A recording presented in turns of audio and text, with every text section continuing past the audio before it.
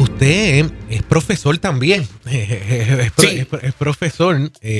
Tuvimos una buena y linda conversación antes de las elecciones, hablando de usted, de su trayectoria. Y ahí me di cuenta que era profesor, que ha estado en la universidad dando clases, todo ese tipo de cosas. ¿Cómo toda esta situación impacta a la educación aquí en Puerto Rico en general? pues mira, es bueno que traigas ese tema a colación porque el cierre del Departamento de Educación Federal tiene impacto no solamente en las escuelas de kinder, incluso Head Starts también, pero de kinder a cuarto año, sino también en las universidades. Eh, Vamos a empezar diciendo que el presidente Trump durante su campaña instó, incluso dijo claramente que él iba a estar haciendo esto, así que esto no es una sorpresa. Cuando el pueblo de Estados Unidos votó por el presidente, sabía que esto era una de sus propuestas de campaña. Quizás algunos no esperaban que lo hiciera, quizás otros estaban confiados en que sí lo iban a hacer, pero él no está haciendo nada que no hubiese dicho que iba a estar trabajando. Así que en ese sentido, él está siendo fiel a su palabra, aunque no estemos de acuerdo necesariamente con este proceder. Para mí, cerrar el Departamento de Educación va a tener un impacto grande. Yo estoy instando a nuestra gente a que no se alarmen, porque en este momento nosotros lo que tenemos que estar es cautelosos, esperando a ver cómo esto se va a implementar, ver cómo se desenvuelve el asunto para entonces decidir cómo actuar. Ahora, ¿cuál es la situación con esto? Bueno, el Departamento de Educación, como nosotros lo conocemos hoy día, se creó por disposición de ley en el 1979 con un propósito primordial y era el de balancear, digamos, los campos entre diferentes estados y sectores de Estados Unidos en los que había una disparidad educativa demasiado grande. Mucho de esto se debía a que los fondos disponibles para promover la educación en diferentes estados y en diferentes condados eran muy distintos. O sea, había condados con menos fondos, había condados con muchos más fondos y en ese sentido, digamos, la atención a la educación era muy dispar. Así que nace el Departamento de Educación Federal con el propósito de nivelar el terreno. ¿Qué implicación podría tener el desmantelar el Departamento de Educación? Bueno, que se desnivele el terreno. Hay una realidad y es que el Departamento de Educación Federal establece los Common Core Standards, para poner un ejemplo. Esos Common Core son los estándares que todas las escuelas a través de los estados tienen que implementar para que nuestros niños en los diferentes grados alcancen un nivel de ejecución y de desarrollo de destrezas que sea óptimo para su edad y para su grado. Claro. El desmantelar el Departamento de Educación pasaría a los estados la función de diseñar y establecer unos estándares que muy bien pudieran ser muy disímiles entre un estado y el otro. De igual manera, cada estado decidiría cómo va a implementar el protocolo de diseño de currículo y pudiera decir, bueno, pues que cada condado lo determine, que cada municipio lo determine, lo que crearía más disparidad todavía, más diferencia. Así que en este momento lo que yo estoy diciendo es especulativo, ¿cierto? Porque no hay, en la orden ejecutiva no hay una disposición específica sobre esto, pero puede ser un impacto. El segundo impacto que puede tener es que si antes la asignación de fondos se daba a través de una fórmula que se daba a cada estado, pues ahora puede ser un block grant, que creo que es lo que va a ocurrir, y este block grant pudiera variar, o sea, la fórmula podría ser distinta, lo que implicaría que cada estado pudiera empezar a recibir cantidades distintas de fondos federales para educación de lo que están recibiendo ahora. Para las universidades, pues tiene un impacto directo, porque las universidades a través de la nación, dependen de las becas Pell para muchos de sus estudiantes y la beca Pell viene del Departamento de Educación Federal, título 4 particularmente. De igual manera, hay unos fondos de título 5 que llegan a las universidades para desarrollo de infraestructura, para desarrollo de tecnología, para desarrollar capacitación de la facultad y de los estudiantes, que muy bien también se pudieran ver afectados para hacer investigación, muy bien se podrían ver afectados, pero todo esto es de cara a lo que puede pasar y no lo que sabemos que va a pasar. Así que debemos estar un poco cautelosos, en calma, mirando lo que está ocurriendo para que acá en Puerto Rico, que es donde realmente nos afecta, podamos tomar las decisiones más sabias. Ok. Senador, usted, por eso inicié hablando y señalando de que usted es profesor. Más que ese proceso que está sucediendo en Estados Unidos, que hay que velarlo, como usted bien lo dice, definitivamente hay que darle el ojo. Creo que todos sabemos que de alguna forma lo que tenemos, no hablando tanto ahora de Estados Unidos, acá en Puerto Rico, no está como que funcionando bien. Como que hemos visto, y ahorita nuestro reportero Carlos José Ortega trajo un artículo ya hablando de Puerto Rico, del bajo desempeño en cuanto, académicamente hablando, en cuanto a nuestros estudiantes. No es un pie forzado para tratar de, no voy a decir la palabra desmantelar, a lo mejor hacer reingeniería de lo que tenemos. Una reestructuración. Una reestructuración, claro, doctora. O sea, claro. Dígame. Pues mira, yo te comento sobre eso porque personalmente yo creo en la descentralización. Incluso en el caso de Puerto Rico, durante la pasada administración empezamos a promover un proyecto de descentralización. Sin embargo, la descentralización no es equivalente a la desmantelación. Yo tengo que decir que cuando yo entré al Departamento de Educación en octubre del 2022, yo estuve 1 año y 4 meses en el departamento. Antes de eso, pues había estado en la universidad y demás. Pero junto a un equipo de trabajo excepcional, nosotros logramos tirar ese barco en la dirección correcta. Por primera vez en los pasados 10 años, los estudiantes empezaron a aumentar en su ejecutoria, en todas las materias, en las pruebas meta, que ahora son pruebas CRECE. Tengo que decir que cuando yo me fui del departamento en enero del 2024, ese año se dieron las pruebas meta y los estudiantes volvieron a subir. Lo que quiere decir que aquel programa de atención académica que yo implementé con mi equipo de trabajo tuvo resultados 2 años consecutivos. Y así ha seguido implementándose precisamente para demostrar, 1, que nuestros maestros están haciendo su trabajo y 2, que nuestros estudiantes están poniendo su empeño y están haciendo un esfuerzo grande.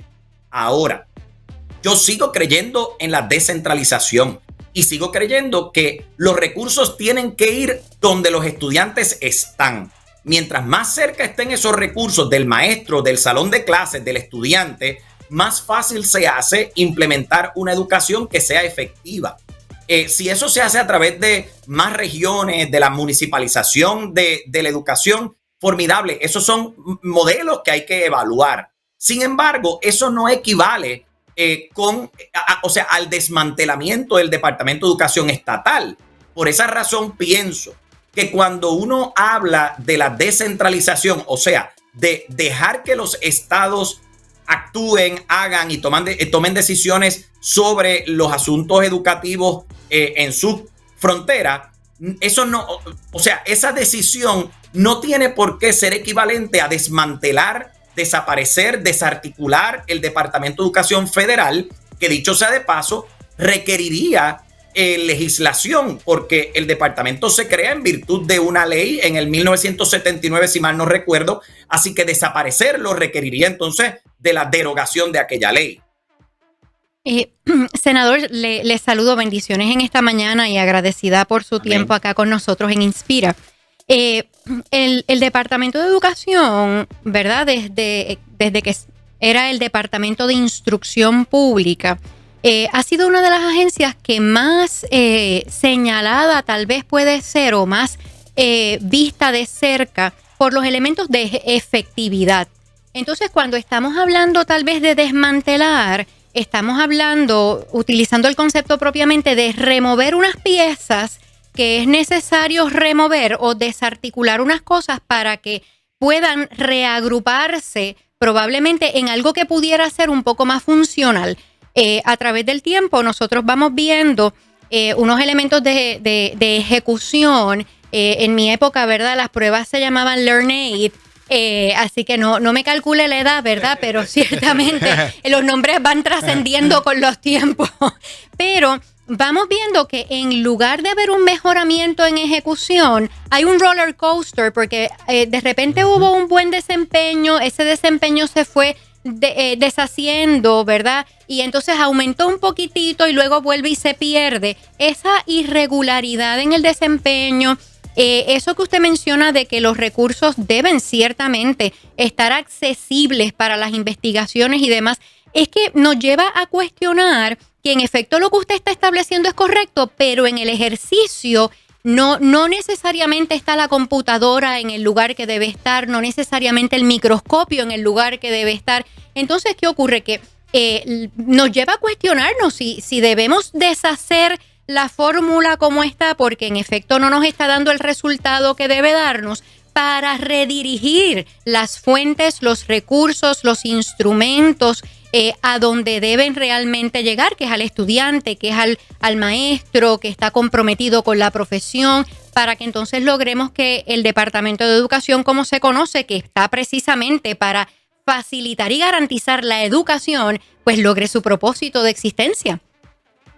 Pues mira, lo que pasa es que esto es un asunto de filosofía administrativa. Yo creo que cada uno de nosotros, según esa filosofía a la que nos adherimos, podemos tener una visión distinta, parecida, igual. Yo, de la forma en que lo veo desde mi filosofía administrativa, es que si yo apago por completo la luz de esta habitación, no voy a ver para dónde camino. Y apagarla en su totalidad para toda la nación, pues un poco deja a ciegas a toda la nación, deja ciega a los estados, deja ciega a los condados, deja ciega a las escuelas.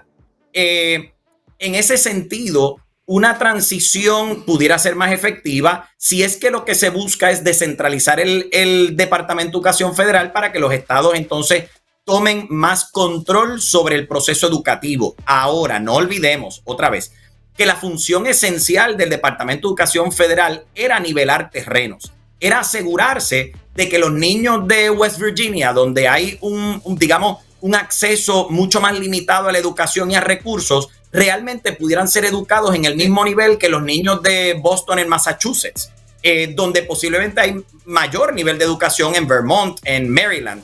Incluso que dentro de los estados podríamos hablar de que un Rockville y un Columbia en Maryland, que normalmente ejecutan muy superior, pues puedan nivelarse en terreno con un Prince George County que quizás necesite un poco más de apoyo.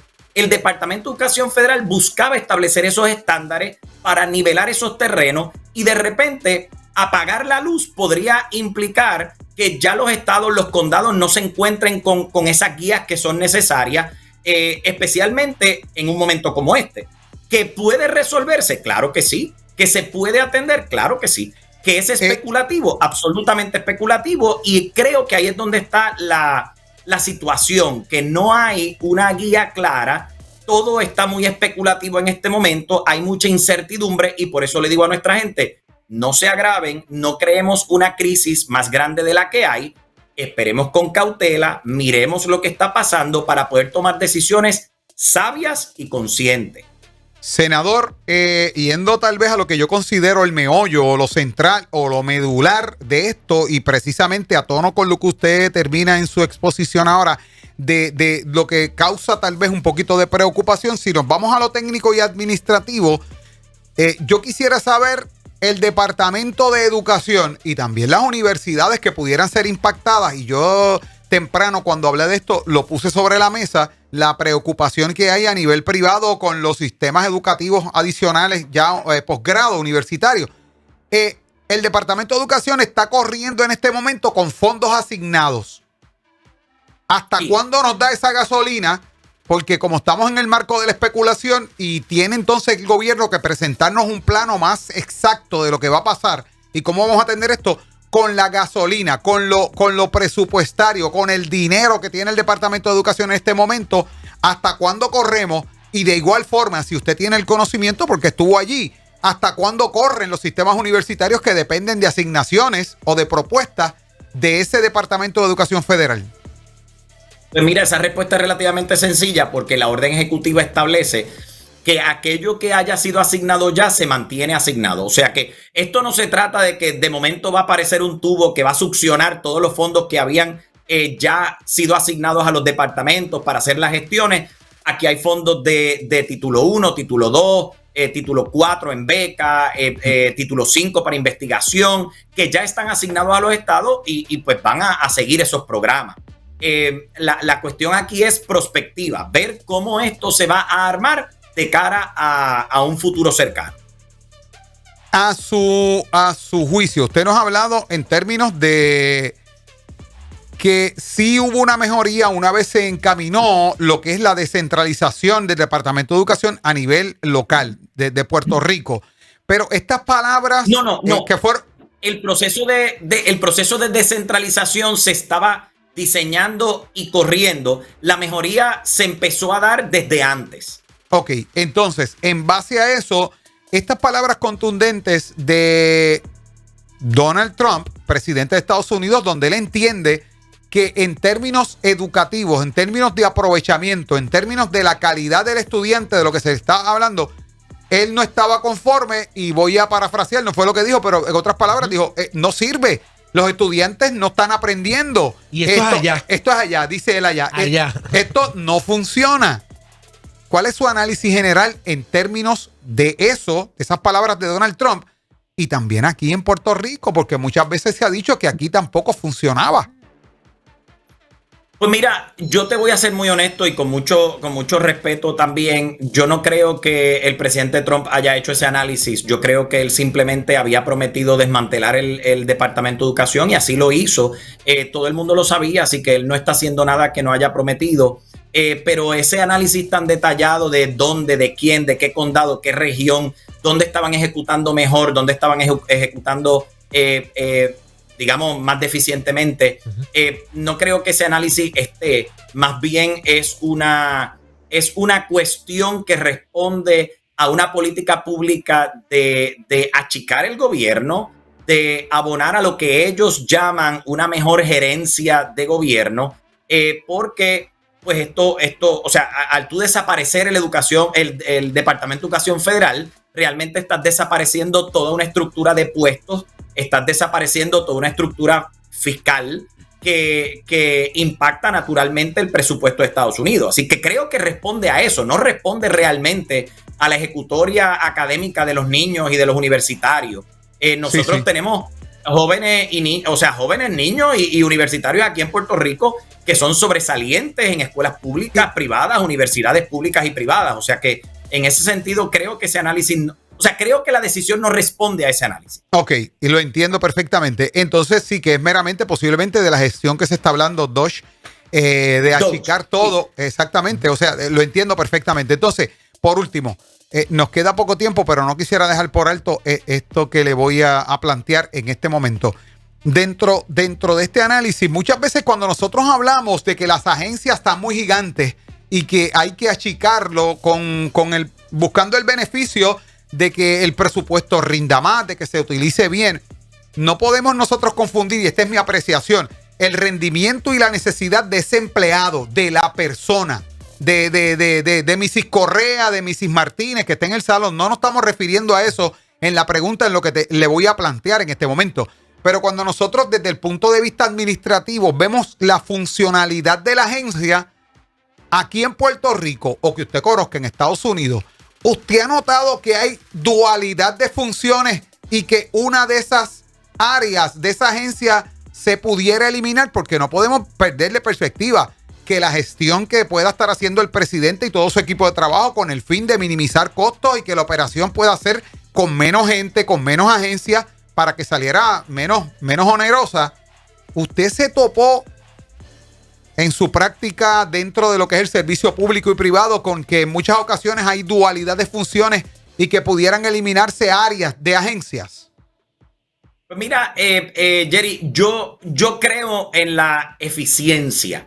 Administrativamente, desde que me he desempeñado como administrador académico, busco cómo invertir o rediseñar, como ustedes decían ahorita, hacer una reingeniería de los espacios, de las funciones, de manera que logremos una mayor eficiencia. ¿Cómo yo puedo, con los recursos que tengo, lograr más? Y eso yo creo que es posible. Yo creo que eso se puede hacer, gracias a Dios, durante durante mi experiencia en la administración académica, he logrado eso. Así que parte del análisis que hay que hacer, como tú muy bien traes a colación, es ver hasta qué punto hay duplicidad de funciones y ver en qué medida es recomendable hacer una reestructuración para que nuestros empleados realmente trabajen en esas áreas donde están sus fortalezas. Yo creo en eso y creo que eso es necesario, claro que sí.